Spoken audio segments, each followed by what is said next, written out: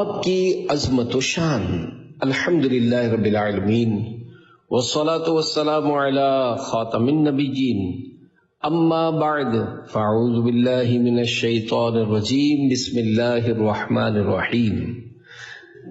باپ کی عظمت و شان، یہ بیان مبلغ دعوت اسلامی و رکن شورا حاجی ابو مدنی عبد الحبیب عطاری مدظ اللہ العالی نے پہلی صفر المظفر 1442 ہجری بمطابق 18 ستمبر 2020 عیسوی کو فیضان اعلیٰ حضرت مسجد منظور کالونی کراچی میں اپنے والد مرحوم کی برسی کے موقع پر ان کے ایصال ثواب کے لیے منعقد کیے جانے والے عاشقان رسول کے سنت و برے اجتماع میں فرمایا، جب آپ کا یہ بیان مدنی چینل پر آن ایئر ہوا تو امیر اہل سنت حضرت علامہ محمد الیاس عطار قادری رضوی دامت برکاتہم العالیہ نے آپ کو دعاؤں سے نوازا اور اس مواد پر تحریری صورت میں بھی رسالہ آنے کی خواہش کا اظہار فرمایا۔ درود شریف کی فضیلت، فرمان مصطفیٰ صلی اللہ علیہ وآلہ وسلم، جس نے کتاب میں مجھ پر درود پاک لکھا تو جب تک میرا نام اس میں رہے گا فرشتے اس کے لیے استغفار یعنی بخشش کی دعا کرتے رہیں گے۔ صلو علی الحبیب صلی اللہ علی محمد۔ ماں کی محبت کے ساتھ ساتھ باپ کی محبت کا بھی اظہار ہونا چاہیے۔ پیارے پیارے اسلامی بھائیوں، والدین کی خدمت بہت بڑی سعادت ہے۔ بعض لوگ ماں باپ کی خدمت اور برکت سے بہت دور رہ جاتے ہیں۔ وہ اس بات کو سمجھ نہیں پاتے کہ یہ کتنی بڑی ہستیاں ہیں۔ ماں کے بارے میں تو ہم بہت سنتے رہتے ہیں کہ ماں کی دعا جنت کی ہوا، ماں کے قدموں تلے جنت ہے، ماں کے قدموں کو جنت کی چوکھٹ فرمایا گیا۔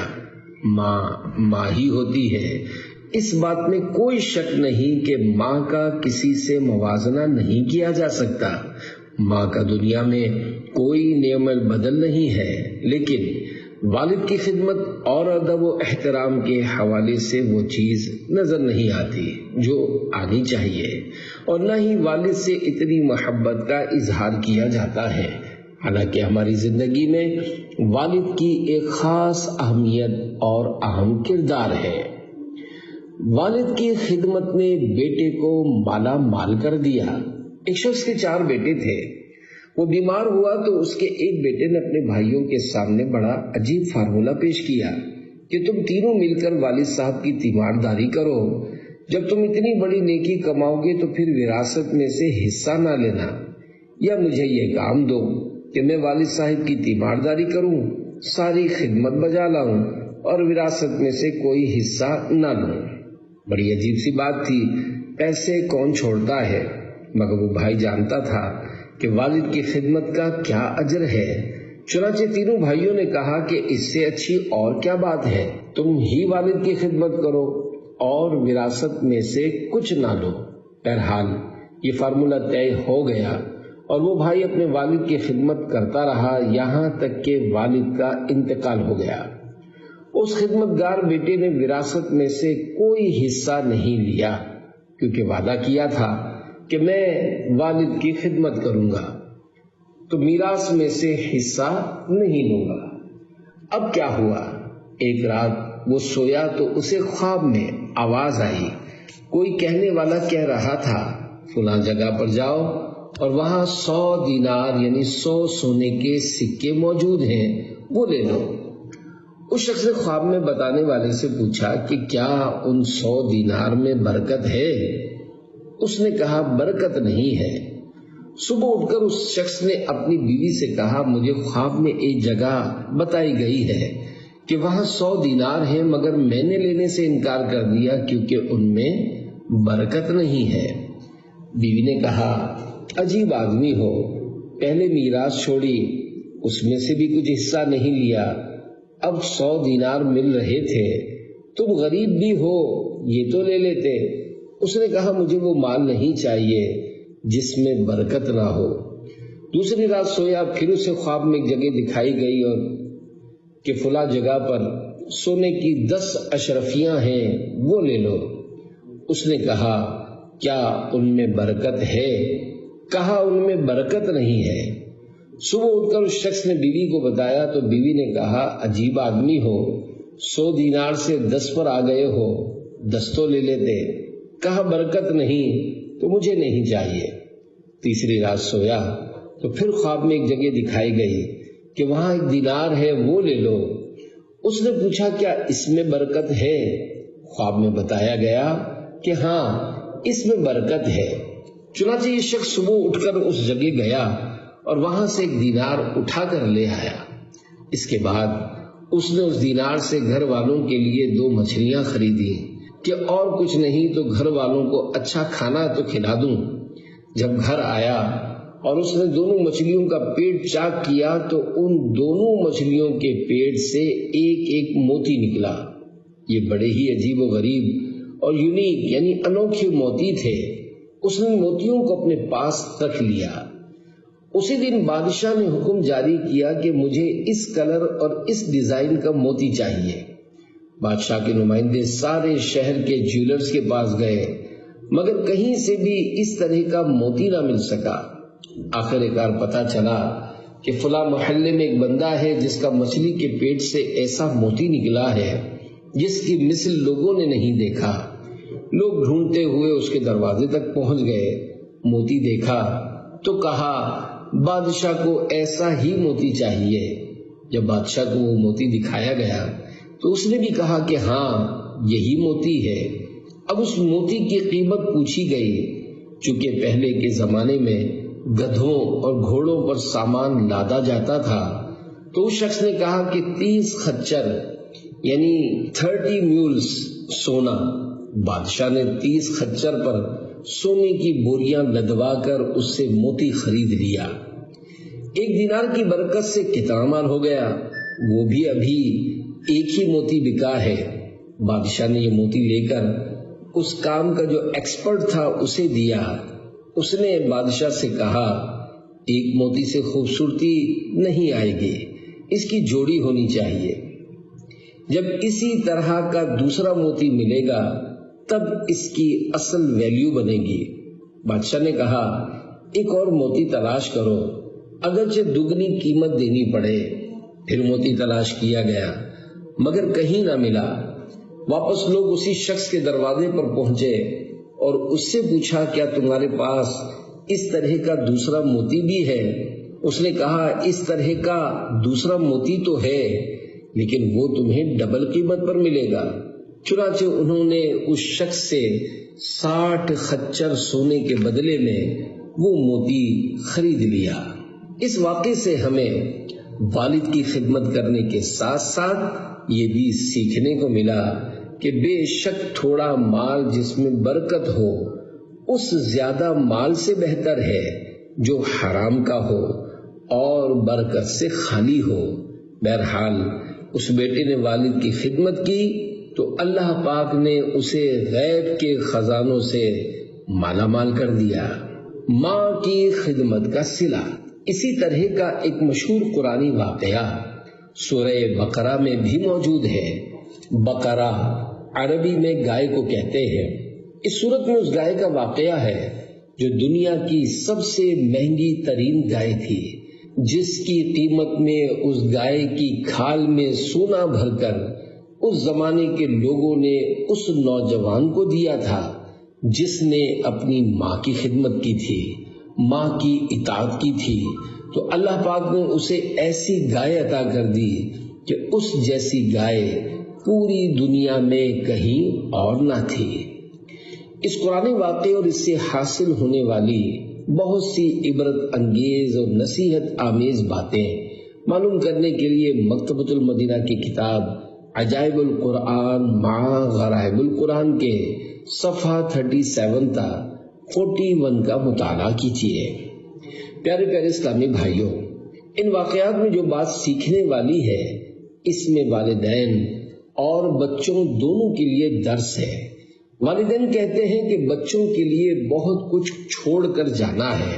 ارے بھائی، بچوں کے لیے تو کما رہا ہوں، بچوں کے لیے ایک گھر بنانا ہے، فیکٹری بنانی ہے، یہ نہیں سوچتے کہ بچوں کے لیے حلال کما رہے ہیں یا حرام، بچوں کی تربیت کیا کر رہے ہیں۔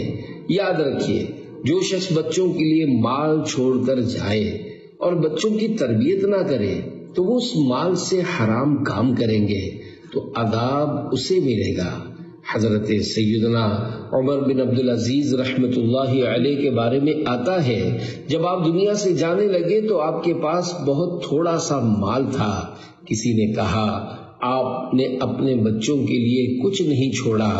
آپ رحمت اللہ علیہ نے کیا شاندار جواب دیا کہ اگر میرے بچے اللہ پاک کے نافرمان ہیں تو ان کے لیے کچھ چھوڑ کر جانا درست ہی نہیں کہ وہ اسے غلط کاموں میں خرچ کریں گے، اور اگر اللہ پاک کے فرما بردار ہیں تو اللہ پاک اپنے غیب کے خزانوں سے انہیں عطا فرمائے گا، انہیں خود ہی غنی کر دے گا اور ان کی روزی میں برکت ڈال دے گا۔ حلال تھوڑا بھی ہو اس میں برکت بہت ہوتی ہے۔ یہاں دو باتیں قابل ذکر ہیں۔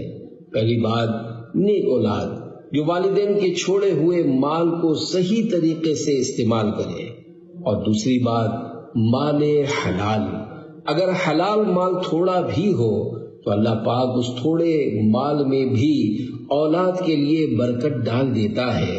دنیا میں کئی ایسی مثالیں موجود ہیں کہ اربوں پتی لوگ اپنے بچوں کے لیے بہت بڑا بزنس یعنی کاروبار چھوڑ کر دنیا سے جاتے ہیں، ان کے بچے غلط کاموں میں لگے ہوتے ہیں، تھوڑے ہی عرصے میں سارے بزنس کا بیڑا غرق ہو جاتا ہے۔ مگر غریب آدمی بعض اوقات دنیا سے جاتا ہے، اس کی اولاد نیک ہوتی ہے، اللہ پاک انہیں ایسا نوازتا ہے اور ان کے مال میں برکت ڈال دیتا ہے کہ وہ اپنے والد سے بھی کاروبار میں آگے نکل جاتے ہیں۔ اللہ پاک سے حلال روزی مانگنی چاہیے کہ مولا جو بھی دے حلال دے، برکت والا دے، خیر اور سکون والا دے۔ حلال بھلے تھوڑا بھی ہو وہ بہت برکت والا ہوتا ہے۔ کئی کروڑ پتی لوگ ایسی بیماریوں میں مبتلا ہوتے ہیں کہ رات بھر سو نہیں سکتے، جبکہ ایک ٹھیلا لگانے والا غریب آدمی رات کو سکون کی نیند سوتا ہے، 5 وقت کا نمازی ہوتا ہے اور اس کے بچے فرما بردار ہوتے ہیں۔ معلوم ہوا کہ اصل چیز پیس آف ہارٹ، دل کا سکون ہے، نوٹیں ضروری نہیں، دل کا سکون ضروری ہے۔ والد سایہ دار درخت ہے۔ یاد رکھیے، والد وہ سایہ دار درخت ہے جو دھوپ اپنے اوپر لیتا ہے اور بچوں کو سایہ دیتا ہے، دن رات کام کرتا ہے کہ بچے خیر سے کھانا کھائیں۔ ہمیں پتہ نہیں چلتا مگر والد اپنی خواہشات کو قربان کر کے ہمیں کھلا رہا ہوتا ہے اور ہماری فرمائشیں پوری کر رہا ہوتا ہے۔ جب بچہ بازار میں جا کر فرمائش کرے کہ ابو یہ لینا ہے اور ابو دیکھیں کہ یار جیب میں پیسے اتنے نہیں ہیں مگر بچہ بڑی ضد کر رہا ہے، تو والد اپنے بجٹ کو آؤٹ کر کے بھی اپنے بچے کی خواہش پوری کرتا ہے۔ یہ ہمارے والد نے ہمارے ساتھ کیا اور آپ کے والد نے بھی آپ کے ساتھ کیا ہے کہ خود تکلیفیں اٹھائیں مگر بچوں کو آسانیاں فراہم کی۔ یاد رکھیے، درخت کے پتوں کے نیچے سایہ ہوتا ہے مگر درخت اوپر سے بہت گرم ہوتا ہے کیونکہ وہ ساری دھوپ اپنے اوپر لے لیتا ہے۔ اللہ پاک نے یہ والد اتنی بڑی نعمت دی ہے جو انگلی پکڑ کر چلنا سکھاتا ہے۔ والد ہمیشہ چاہتا ہے کہ میرا بیٹا ترقی کرے۔ دنیا میں عموماً لوگ کسی کو ترقی کرتے ہوئے دیکھنا پسند نہیں کرتے، لوگ حسد کا شکار ہو جاتے ہیں، مگر باپ وہ ہستی ہے جب اس کا بیٹا ترقی کرتا ہے تو اسے خوشی ہوتی ہے، کیونکہ والد اور اولاد کا جو رشتہ ہے وہ بے لوث رشتہ ہے۔ وہ اپنے غم سہے گا مگر اپنے بچوں کو غمگین نہیں ہونے دے گا۔ بچہ ڈیمورلائز یعنی مایوسی کا شکار ہو جائے یا کسی مشکل میں آ جائے، وہ اس کا حوصلہ بڑھائے گا، اس سے کہے گا بیٹا گھبرانا نہیں، میں ہوں نا، حالانکہ وہ خود بھی گھبرایا ہوا ہوتا ہے، وہ خود بھی ٹینشن میں ہوتا ہے، مگر گھر میں کسی کو بتاتا نہیں کہ میرے اوپر کتنی پرابلمز یعنی پریشانیاں آئی ہوئی ہیں۔ اسے معلوم ہے کہ بچوں کو بتاؤں گا یا بچوں کی ماں کو بتاؤں گا تو یہ سب ٹینشن میں آ جائیں گے، انہیں ٹینشن میں ڈالنے کی کیا ضرورت ہے؟ ارے میں ہوں نا، برداشت کر لوں گا۔ پھر کبھی قرضے اٹھاتا ہے تو کبھی مشکل زندگی گزارتا ہے، مگر اپنے بچوں پر کسی قسم کی آنچ نہیں آنے دیتا۔ ماں باپ کی خدمت کرنے والے خوش نصیب ہوتے ہیں۔ ایک وقت آتا ہے جب بچہ جوان اور والد بوڑھا ہو جاتا ہے، اب بچے کی باری ہوتی ہے کہ وہ والد کی خدمت کرے۔ یاد رکھیے، اگر ہم ساری زندگی بھی ماں باپ کی خدمت کریں تب بھی ان کا احسان اور بدلہ نہیں اتار سکتے، کیونکہ انہوں نے اس وقت ہماری خدمت کی جب ہمیں چلنا نہیں آتا تھا، کھانا کھانا نہیں آتا تھا، ہم بے لباس اور کمزور تھے۔ انہوں نے ہمت کی اور ہمیں پال کر ایک تناور درخت بنایا۔ اب جب ان کی خدمت کی باری ہے تو ہمیں سعادت سمجھ کر ان کی خدمت کرنی چاہیے۔ خوش نصیب ہے وہ اولاد جس کو ماں باپ کی خدمت کا موقع ملتا ہے، ورنہ کئی ماں باپ تو ایسے ہوتے ہیں وہ خدمت کا موقع ہی نہیں دیتے، ہماری خدمت کرتے کرتے دنیا سے چلے جاتے ہیں۔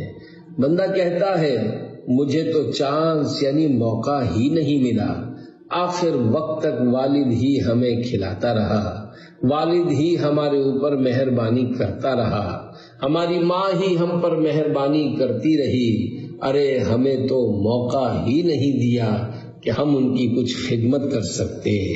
اس موقع پر مبلغ دعوت اسلامی و رکن شورا حاجی ابو مدنی عبدالحبیب نتاری مدظ اللہ العالی نے اپنی والدہ ماجدہ کا تذکرہ کرتے ہوئے فرمایا، میری والدہ مرحومہ کا جب انتقال ہوا میں اس وقت پاکستان میں نہیں تھا بلکہ بغداد شریف میں تھا۔ مجھے گھر والوں نے بتایا تھا کہ جس رات والدہ کا انتقال ہوا اس رات کا کھانا انہوں نے خود بنایا تھا، اس وقت بھی انہوں نے اپنی خدمت کا موقع فراہم نہیں کیا۔ وہ اللہ پاک کی بارگاہ میں دعا کرتی رہتی تھی کہ اے اللہ پاک مجھے اپنے سوا کسی اور کا محتاج نہ کرنا۔ اللہ پاک نے ان کی دعا کو قبول فرما لیا۔ اب اس سے بڑا بد نصیب کون ہے جس کو والد یا والدہ کی خدمت کا موقع ملا اور وہ یہ کہے کہ میں اس بوڑھے یا بوڑھی کی وجہ سے پریشان ہو گیا ہوں، اتنے پیسے ماں باپ پر خرچ کروں۔ تف ہے ایسی اولاد پر جو اپنے والدین کی خدمت کرنے کو بوجھ سمجھتی ہے۔ خدا را یہ ہمارے پیسوں کا نصیب ہے کہ وہ والدین پر خرچ ہو جائیں، کیونکہ ساری زندگی تو انہوں نے ہی خرچ کیا نا، جو کچھ دیا انہوں نے ہی دیا۔ ہم جو کچھ ہیں اور ہمیں جو عزت ملی، شہرت ملی اور دولت ملی، یہ سب ماں باپ کا صدقہ ہے اور اس میں والد کا بہت بڑا کردار ہے۔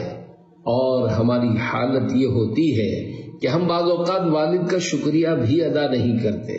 میری ماں مجھے کھلاتی ہے، میری ماں مجھے پلاتی ہے، میری ماں مجھے سینے سے لگاتی ہے، میری ماں مجھے کوئی چیز لا کر دیتی ہے، تو ماں کو پیسے کون دیتا ہے؟ کما کر کون لا رہا ہوتا ہے؟ والد پورے گھر کا پلر ہوتا ہے، مگر کوئی اس کا شکریہ ادا نہیں کر رہا ہوتا اور اس کی اس تکلیف کو سمجھ نہیں رہا ہوتا۔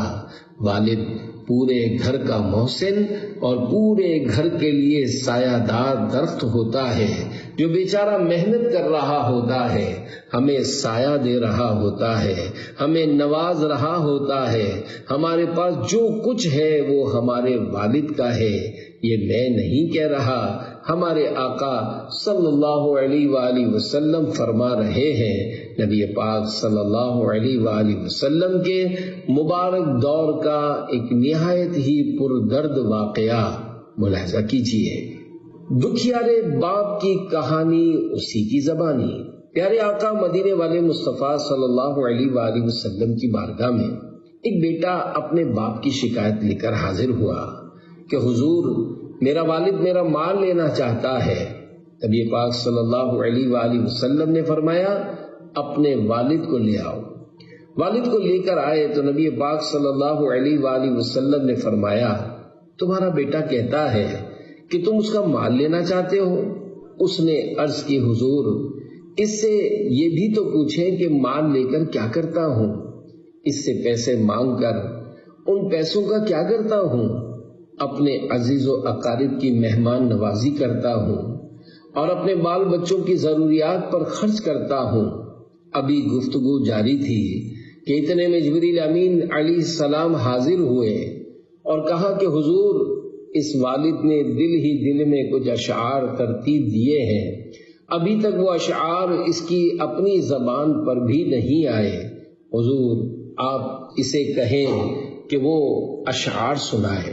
نبی پاک صلی اللہ علیہ وآلہ وسلم نے غیب کی خبر دیتے ہوئے ارشاد فرمایا کہ تم نے کچھ اشعار سوچے ہوئے ہیں جو ابھی تک تمہاری زبان سے نکلے نہیں ہیں۔ اس پر اس نے کہا اللہ پاک ہمیشہ آپ کے معجزات کے ذریعے ہمارے دلی یقین اور بصیرت میں اضافہ فرماتا رہتا ہے۔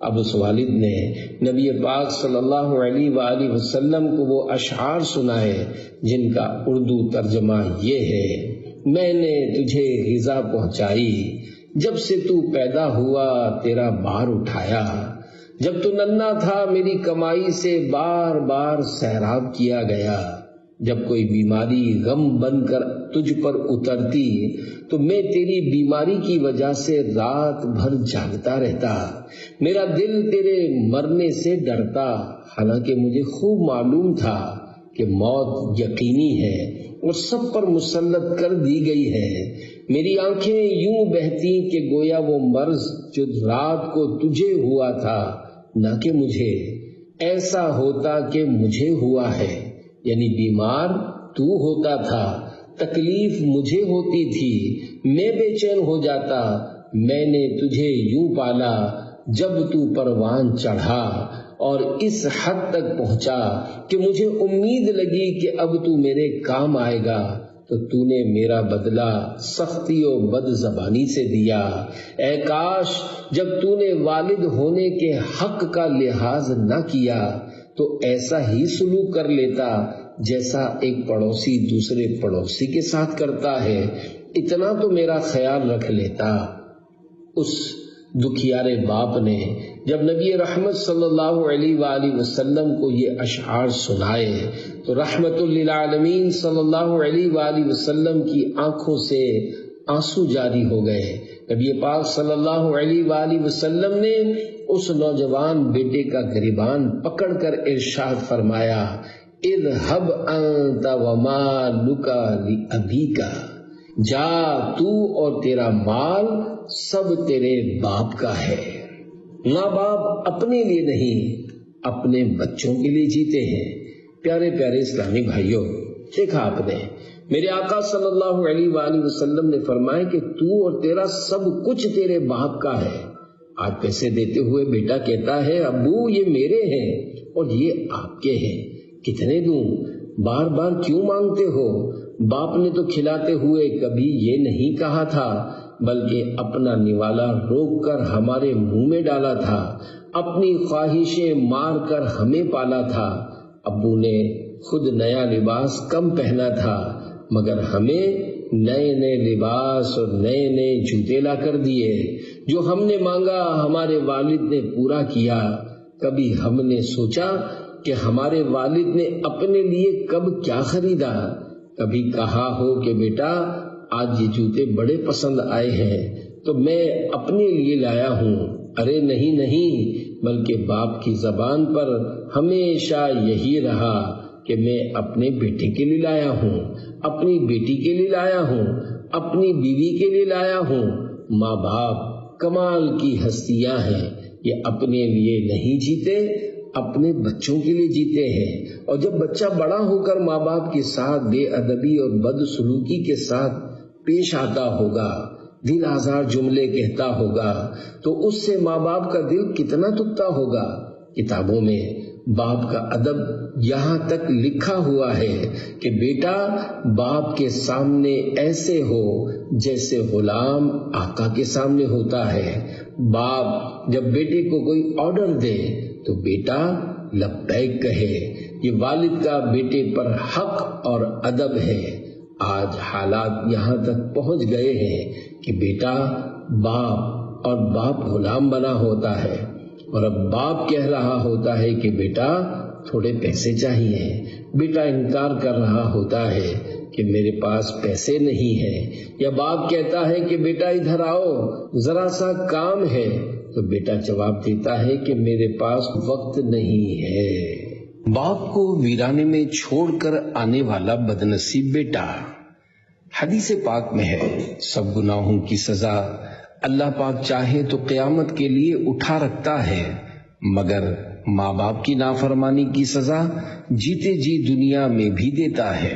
اس کا ری ایکشن یعنی رد عمل یہ ہوتا ہے کہ اس کی اپنی اولاد اس کی نافرمانی کرتی ہے۔ مشہور واقعہ ہے کہ ایک نوجوان کی شادی ہوئی، اس کا والد بوڑھا تھا، کھانستا رہتا تھا۔ اس کی بیوی نے کہا کہ اس بوڑھے کو گھر سے نکالو۔ بیٹا چونکہ بیوی کا غلام بنا ہوا تھا، وہ اپنے باپ کو لے کر چل دیا کہ کہیں ویرانے میں چھوڑ آئے۔ باپ کہنے لگا، بیٹا سردی میں مجھے کہیں چھوڑنے جا رہے ہو، مجھے کوئی کمبل تو دے دو۔ اس کے ساتھ اس کا چھوٹا بیٹا بھی تھا۔ وہ اپنے دادا جان سے کہنے لگا، دادا جان میں آپ کے لیے کمبل لاتا ہوں۔ جب وہ بچہ کمبل لایا تو اس نافرمان بیٹے نے دیکھا کہ کمبل کو درمیان سے کاٹ کر 2 ٹکڑے کیا گیا ہے اور آدھا کمبل لایا ہے۔ وہ نافرمان بیٹا اپنے بیٹے سے کہنے لگا، تم آدھا کمبل کیوں لائے ہو؟ وہ کہنے لگا، آدھا ان کے لیے لایا ہوں، اور جب آپ بوڑھے ہو جائیں گے تو آپ کو بھی تو میں نے کہیں چھوڑنے جانا ہے، تو اس وقت آدھا آپ کو دے دوں گا۔ اب اس نافرمان بیٹے کی آنکھوں میں آنسو آ گئے۔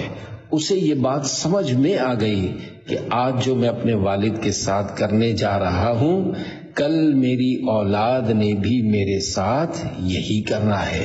والد کی شفقتوں کو کبھی بھی فراموش نہ کیجیے۔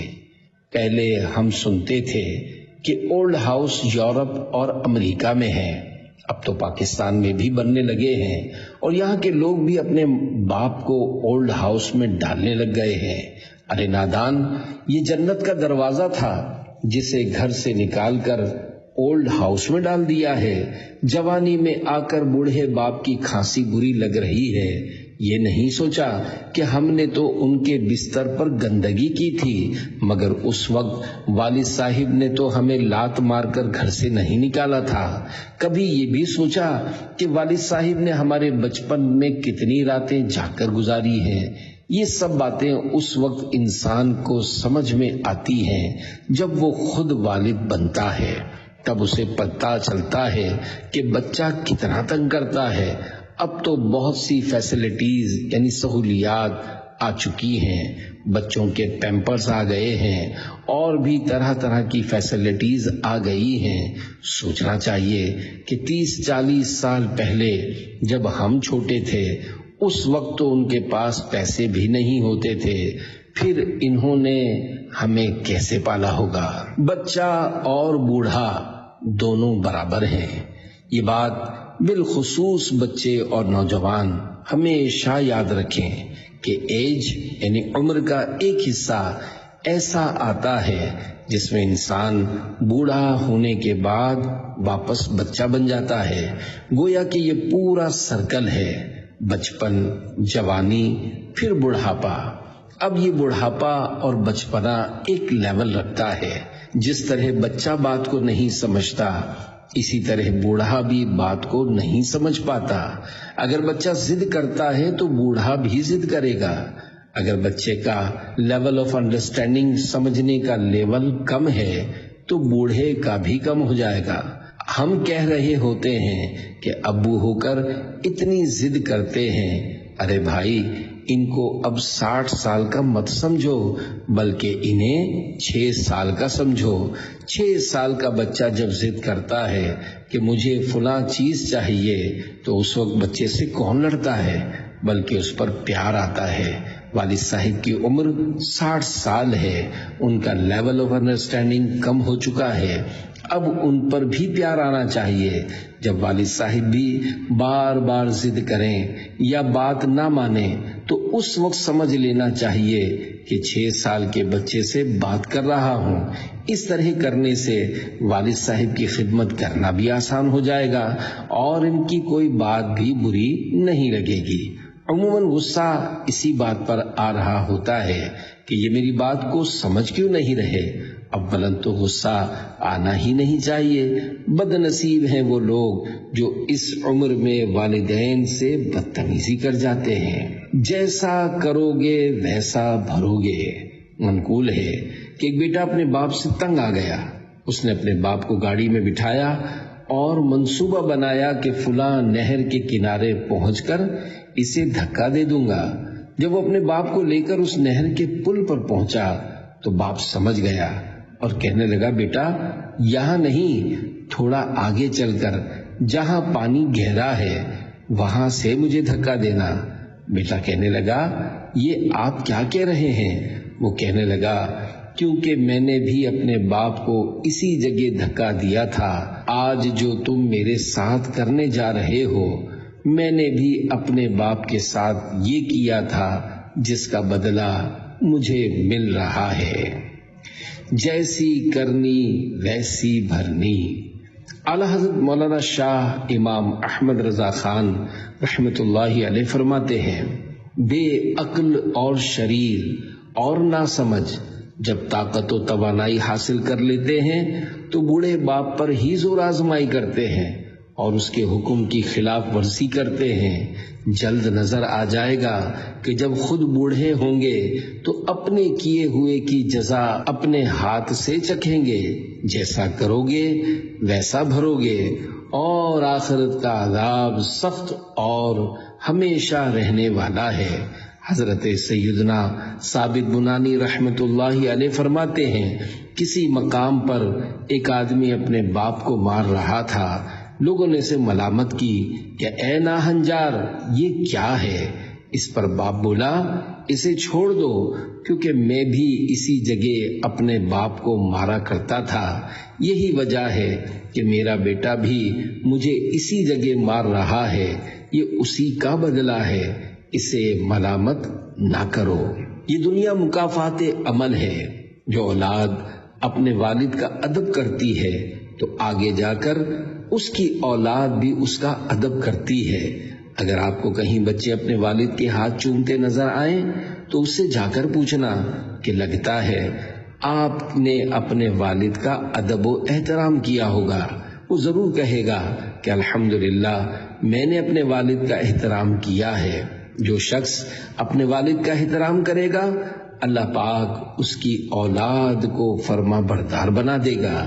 حضور اکرم نور مجسم صلی اللہ علیہ وآلہ وسلم نے ارشاد فرمایا، عفوا تعف نساؤکم وبروا آباءکم یبرکم ابناؤکم، یعنی پاک دامنی اختیار کرو، تمہاری عورتیں بھی پاک دامن رہیں گی، اور اپنے والدین کے ساتھ حسن سلوک کرو، تمہاری اولاد تم سے اچھا سلوک کرے گی۔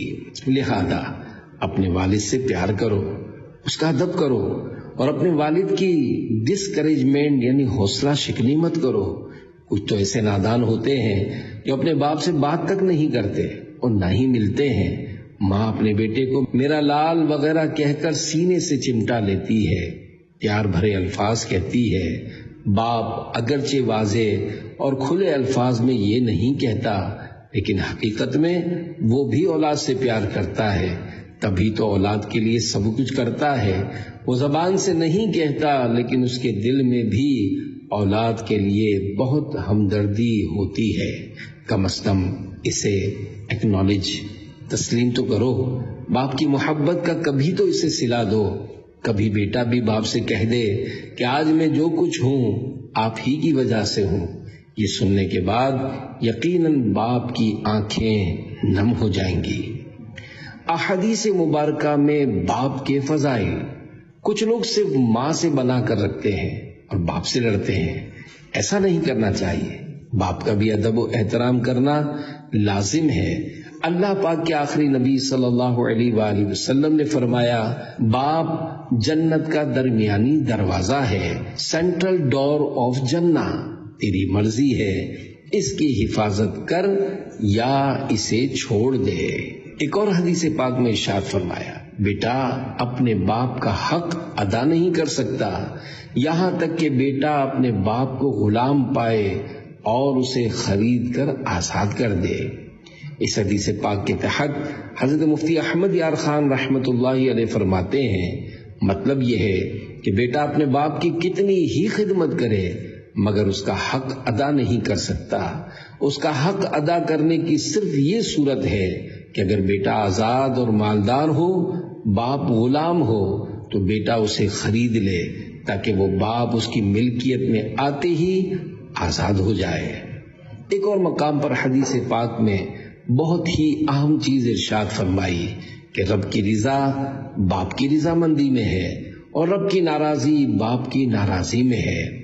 آسان الفاظ میں یوں کہا جائے کہ جس کا والد راضی اس کا رب راضی، اور جس کا والد ناراض اس کا رب ناراض۔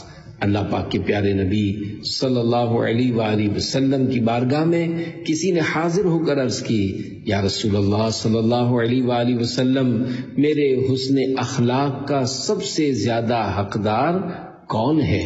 ارشاد فرمایا، تمہاری ماں۔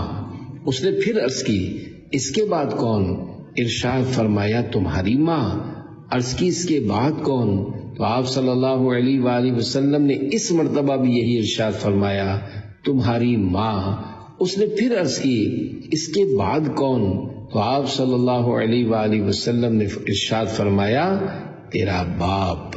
نبی پاک صلی اللہ علیہ وآلہ وسلم کی زبان حق ترجمان سے جو لفظ نکلتا ہے وہ حکمت بھرا ہوتا ہے۔ آخر کار حضور اکرم صلی اللہ علیہ وآلہ وسلم نے 3 بار ماں کے بارے میں اور 1 بار والد کے بارے میں کیوں فرمایا؟ اس کی وجہ بیان کرتے ہوئے علماء کرام کثرہم اللہ السلام نے فرمایا ہے کہ ماں کے 3 احسان ہوتے ہیں۔ 1، ماں 9 ماہ بچے کو پیٹ میں پالتی ہے۔ نمبر 2، ولادت کے وقت کی تکلیف کو برداشت کرتی ہے۔ نمبر 3، بچے کی پرورش کرتی ہے۔ جبکہ باپ کا ایک احسان ہوتا ہے کہ بچے کی پرورش کرتا ہے۔ باپ کا اگرچہ ایک حق اور ماں کے 3 حق ہیں، مگر اس کا مطلب یہ ہرگز نہیں ہے کہ باپ کا ادب ہی نہیں، بلکہ علماء کرام کثرہم اللہ السلام نے لکھا ہے، خدمت ماں کی زیادہ کرے اور عزت باپ کی زیادہ کرے، کیونکہ وہ تمہاری ماں کا شوہر ہے اور تمہاری ماں کا سرتاج ہے۔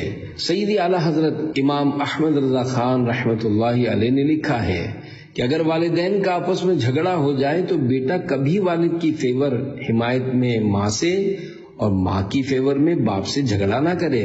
بیٹے کو کسی کے ساتھ لڑنے کی اجازت نہیں ہے، اسے وہاں بھی ادب کے دامن کو تھامنا لازمی ہے، تھامنا لازمی ہے۔ ہر نگاہ کے بدلے ایک مقبول حج کا ثواب۔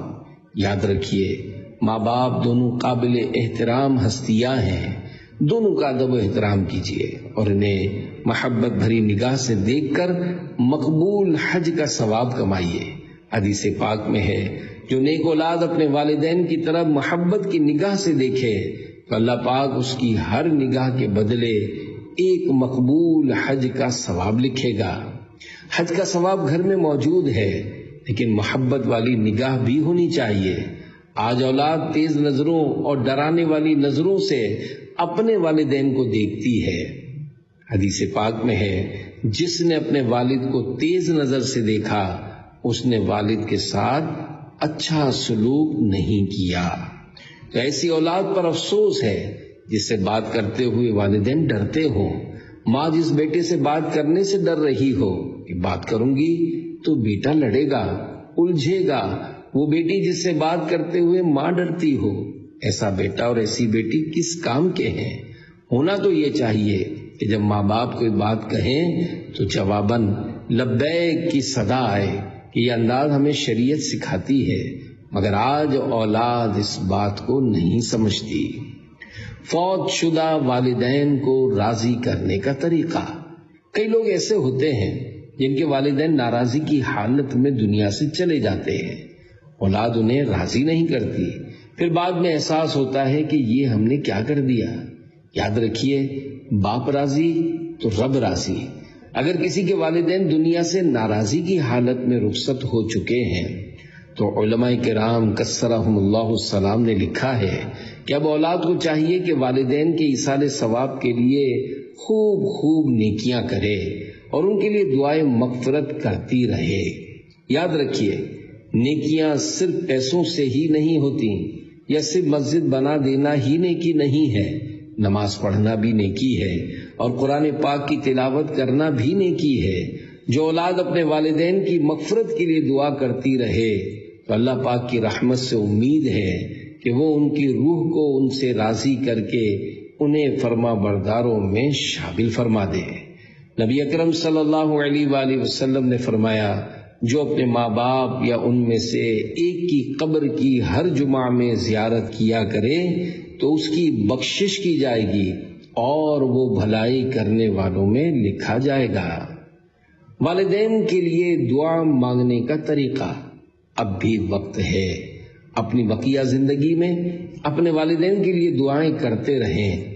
قرآن کریم میں اللہ پاک نے والدین کے لیے دعا مانگنے کا طریقہ بیان کرتے ہوئے ارشاد فرمایا، وَقُلْ رَبِّ ارْحَمْهُمَا كَمَا رَبَّيَانِي صَغِيرًا، پارہ 15 سورہ بنی اسرائیل آیت 24۔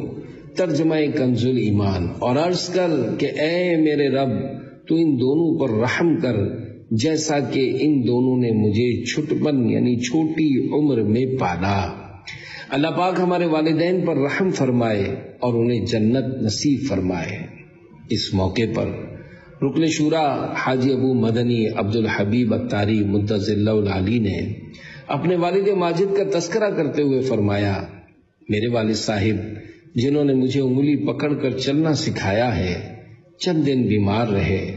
اگر یہ کہا جائے کہ اللہ پاک کی راہ میں گئے تھے تو یہ بات غلط نہ ہوگی، کیونکہ وہ مسجد میں نماز پڑھنے گئے تھے، وہاں اچانک گرے اور انہیں سر پر چوٹ آئی، جس کی وجہ سے وہ اسپتال منتقل ہو گئے اور پھر دوبارہ گھر پر نہ آ سکے۔ اللہ پاک ان کے درجات بلند فرمائے اور ان کے صدقے ہماری مغفرت فرمائے۔ واقعی والدین عظیم ہستیاں ہیں، اللہ پاک ہمیں ان عظیم ہستیوں کی قدر نصیب فرمائے۔ آمین بجاہ النبی الامین صلی اللہ علیہ وآلہ وسلم۔ رزق میں اضافے کا نسخہ۔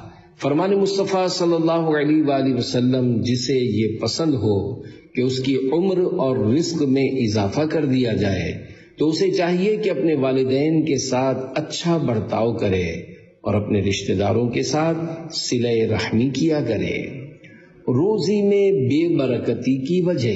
فرمان مصطفیٰ صلی اللہ علیہ وآلہ وسلم، بندہ جب ماں باپ کے لیے دعا ترک کر دیتا ہے تو اس کا رزق قطع ہو جاتا ہے۔